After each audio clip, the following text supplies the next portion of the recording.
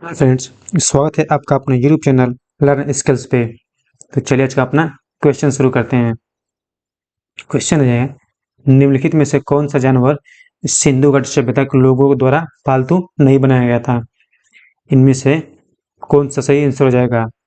तो पालतू बनाया गया था बैल, घोड़ा यानी हाथी। इनमें से सभी को पालतू बनाया गया था, तो इसका आंसर वैसे तो हो जाएगा ऑप्शन डी। लेकिन बात करें घोड़े की, तो प्रारंभ में फिर प्राचीन में ऐसा माना जाता था कि जो सिंधु घाटी सभ्यता के लोग थे वो घोड़े से परिचित नहीं थे। लेकिन कुछ स्थल कुछ स्थलों की जब खोज की गई तो वहां से घोड़े के जबड़े और अवशेष मिले। तब यह निश्चित किया गया जो सिंधु घाटी सभ्यता के लोग थे वो घोड़े से परिचित थे। वो कौन कौन से स्थल थे? तो एक था लोथल, कालीबंगन, इसके बाद सुरकोटड़ा। इन स्थलों से जो कि घोड़े के अवशेष मिले, जैसे उनके जबड़े, हड्डियां, मृण मूर्तियां मिली। तब जाकर ये हुआ, निश्चित किया गया कि जो सिंधु घाटी सभ्यता के लोग थे वो घोड़े से भी परिचित थे। अगर कहीं पे ऑप्शन में ये ऑप्शन डी नहीं दिया, क्योंकि कोई नहीं दिया हो, तो आप इसको घोड़ा को टिक कर लीजिएगा। चलिए अगला क्वेश्चन देखते हैं। अब प्रारंभिक वैदिक काल के दौरान कौन सा शहर प्राचीन मगध साम्राज्य की राजधानी के रूप में कार्य करता था? तो कौन सा शहर था जो प्राचीन शहर मगध साम्राज्य की राजधानी के रूप में कार्य करता था? तो था राजगिरी शहर, यानी ऑप्शन ए राजगिरी शहर। बात करें मगध साम्राज्य की, तो वर्तमान के पटना, गया, इसके बाद शाहाबाद, पटना, गया, शाहाबाद, इसके क्या के जो क्षेत्रों में वो वर्तमान के क्षेत्र इसके आते थे प्राचीन मगध साम्राज्य में। बात करें इसके कुछ शासकों ने इसकी राजधानी स्थानांतरित की थी। एक थे बिंबिसार और अजातशत्रु। बिंबिसार ने 544 ईसा पूर्व से 492 ईसा पूर्व तक जो कि अपनी राजधानी कहाँ रखी? तो राजगिरी रखी। कहाँ पर रखी? राजगिरी रखी। और अजातशत्रु ने 492 ईसा पूर्व से 460 ईसा पूर्व तक इसने भी अपनी राजधानी राजगिरी रखी। इन दोनों ने अपनी राजधानी राजगिरी रखी। लेकिन एक उदयन के आने के बाद उदयन ने 460 ईसा पूर्व से 444 ईसा पूर्व, उदयन कब से? तो 460 ईसा पूर्व से 444 ईसा पूर्व तक ये राजगिरी से अपनी राजधानी स्थानांतरित करके पाटलिपुत्र कर ली। ये कहाँ पर कर ली? तो ये कर ली पाटलिपुत्र में। ये कहाँ पे कर ली? तो कर ली थी पाटलिपुत्र में। इसके अलावा एक है कालाशोक। उदयन के बाद फिर आए एक शिशुनाग, जो शिशुनाग वंश के संस्थापक थे। तो शिशुनाग ने 412 ईसा पूर्व में ये 412 ईसा पूर्व से 394 ईसा पूर्व 412 ईसा पूर्व से 394 ईसा पूर्व ने उन्होंने अपनी राजधानी मगध साम्राज्य की राजधानी बना ली। किसको? वैशाली को, यानी पाटलिपुत्र वैशाली बना ली। इसके बाद आए कालाशोक।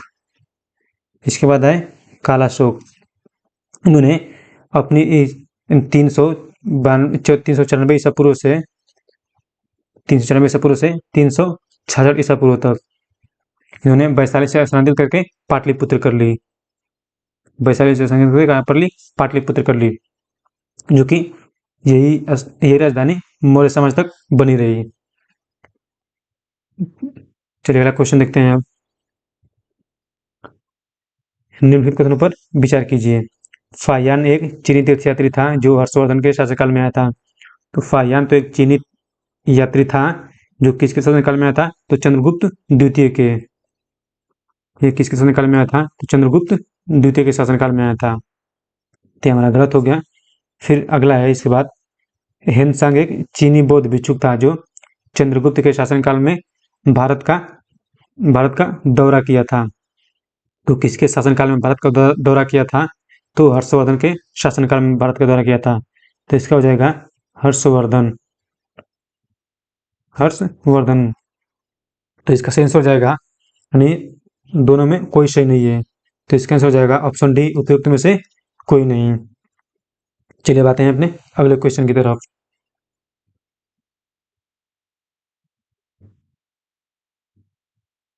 बोधिसत्व पद्यपाड़ी की पेंटिंग कहाँ स्थित है? तो वो स्थित है अजंता की गुफा में, यानी ऑप्शन सी अजंता में। जो बोधिसत्व पद्यपाड़ी की पेंटिंग वो अजंता की गुफा में स्थित है। पद्यपाड़ी का संस्कृत में अर्थ क्या होता है? कमल धारण करने वाला। बात करें इसके अर्थ की तो हो जाएगा कमल धारण करने वाला। बात करें यहाँ पे दिया है बादामी में फिर बादामी गुफा। तो ये कहाँ पड़ता है? तो ये कर्नाटक का उत्तरी क्षेत्र का एक जिला है बागलकोट। कर्नाटक राज्य का उत्तरी जिला, उत्तरी क्षेत्र का एक जिला, उत्तरी क्षेत्र का जिला कौन सा है? जिसका नाम है बागलकोट। इसका नाम है बागलकोट। वो जिले में बसा है। इसमें हिंदी और जैन गुफाओं का परिसर है। बात करें एलोरा की, जो एलोरा गुफा है वो दुनिया के सबसे बड़े रॉक हिंदू परिसर की गुफा है, जिसमें 600 ईस्वी से 1000 ईस्वी तक की कलाकृतियां हैं। इसमें क्या है? 600 से 1000 ईस्वी तक की क्या इसमें कलाकृतियां हैं। चलिए बात है अगले क्वेश्चन पे। भारतीय कला में स्तूप, चैत्य और विहार का निर्माण निम्नलिखित में से किससे संबंधित है? तो किससे संबंधित है? तो है बौद्ध धर्म से संबंधित। ऑप्शन सी बौद्ध धर्म से संबंधित। चलिए अगला क्वेश्चन देखते हैं। अब बात करें यहाँ पे दिया है स्तूप, एक है चैत्य, एक है बिहार। तो बिहार को क्या कहते हैं? तो बिहार था उसे मठ कहा जाता था, या फिर मठ को बिहार कहते थे। बात करें स्तूप की तो उसे अवशेष के नाम से जानता है। किसके नाम से? अवशेष के नाम से।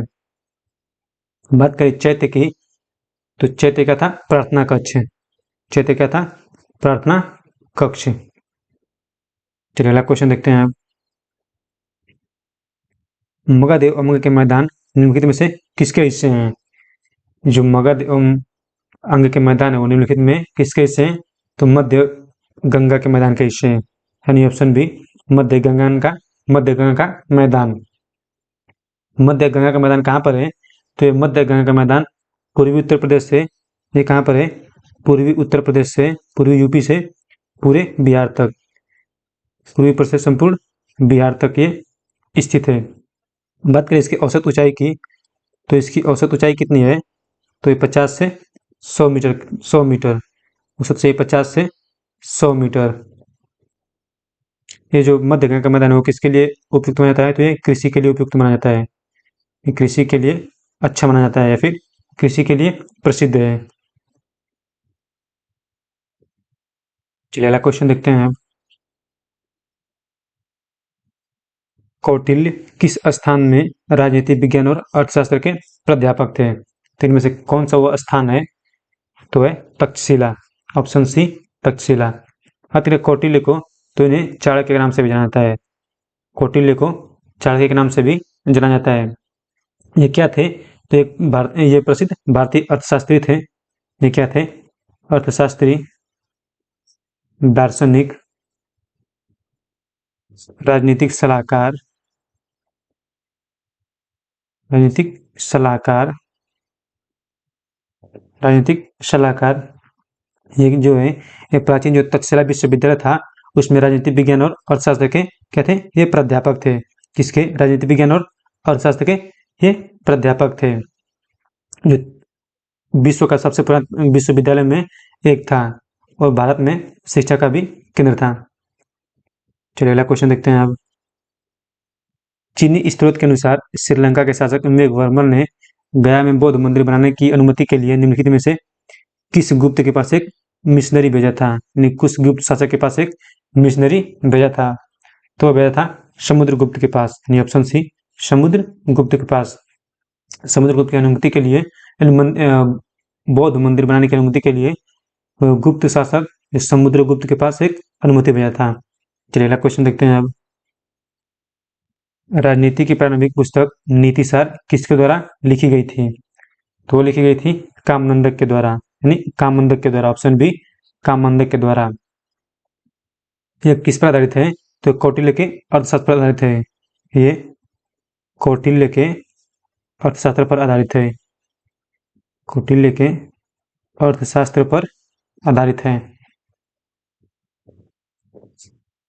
इस बुक में जो प्राचीन भारत की राजनीति, कूटनीति और राजनीतिक दृश्य का वर्णन किया गया है। यह किस काल में लिखी गई? तो गुप्त काल में लिखी गई थी। किस काल में? गुप्त काल में लिखी गई थी। चलिए अगला क्वेश्चन देखते हैं आप। निम्नलिखित में चरक का संबंध किससे है? तो फ्रेंड चरक का संबंध रहेगा चिकित्सा से, यानी ऑप्शन ए चिकित्सा से। बात करें गणित की, तो गणित का संबंध किससे हो जाएगा? ब्रह्मगुप्त से। किससे हो जाएगा? ब्रह्मगुप्त से। अगला है ज्योतिष, तो ज्योतिष का संबंध किससे हो जाएगा? वराहमिहिर से। वराहमिहिर से। अगला है नाटककार, तो इसका संबंध किससे हो जाएगा? तो विशाखा दत्त से। इसका संबंध हो जाएगा विशाखा दत्त से। चलिए फिर सब अगला क्वेश्चन देखते हैं। ऐतिहासिक दक्षिणापथ नामक क्षेत्र का विस्तार किसके मध्य है? तो वो किसके मध्य है? तो विंध्याचल पर्वत श्रेणी से कृष्णा नदी और इसके अलावा कावेरी नदी के मध्य, तथा उसमें सतपुड़ा पर्वत श्रेणी के भी तो किसके मध्य है? तो विंध्याचल पर्वत श्रेणी से कृष्णा नदी के मध्य और कावेरी नदी के मध्य, तथा उसके साथ साथ इसमें सतपुड़ा पर्वत श्रेणी से भी नीलगिरी के मध्य भी स्थित है। तो इसका आंसर हो जाएगा ऑप्शन डी। चलिए आज के इतना ही, मिलेंगे अगले वीडियो में।